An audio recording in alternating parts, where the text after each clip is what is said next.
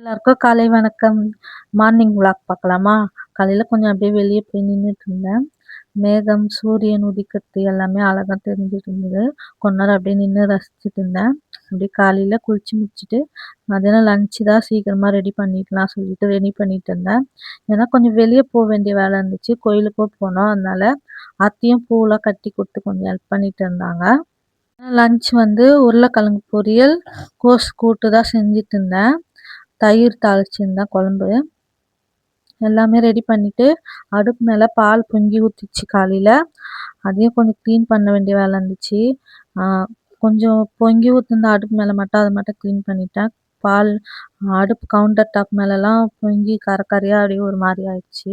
அது ஒரு கலர் ஆயிடுச்சு கழுவி எடுக்கிறதுக்கு. எப்பவுமே பக்கத்துலேயே நிற்கும்போது பால் பொங்காது. கொஞ்சம் பாலை சிம்மில் வச்சுட்டு உள்ளே போயிட்டு வரத்துக்கிட்டே பார்த்தா பாலெல்லாம் பொங்கி ஊற்றிடுச்சு. ஆஞ்சநேயர் கோயிலுக்கு போகலாம் சொல்லிட்டு பூவு, வெத்தலை மாலைலாம் எடுத்துகிட்டு கிளம்பிட்டோம் நானும் எங்கள் வீட்டுக்காரும். சங்கு தீர்த்த கோலம் பக்கத்தில் இருக்கிற பழமை வாய்ந்த ஆஞ்சநேயர் கோயிலுக்கு தான் போயிருந்தோம். போயிட்டு கோயிலெல்லாம் சுற்றி முடிச்சுட்டு கற்பூரம்லாம் ஏற்றிட்டு போகிற வழியில் ஆஞ்சநேயர் கோயிலில் சாமிலாம் கும்பிட்டு கிளம்பிட்டோம். நீலகிரீஸ்வரர் கோயில் சைடு தான் போயிருந்தோம். அங்கே எல்லாரும் ருத்ர மேளம், ருத்ர தாண்டவம் தான் ஆடிட்டு இருந்தாங்க. இன்னைக்கு என்ன விசேஷம்னு தெரியல. அப்படியே நின்று கொஞ்ச நேரம் பார்த்துட்டு அப்படியே கொஞ்சம் வெளியே போயிட்டு போகிற வேலை இருந்துச்சு. அதையும் முடிச்சுட்டு வரும்போது மேகம்லாம் ரொம்ப அழகாக கிட்ட கிட்ட தெரிகிற மாதிரி இருந்துச்சு. அதெல்லாம் வீடியோ எடுத்துகிட்டு இருந்தேன். வீட்டுக்கும் வந்துட்டோம்.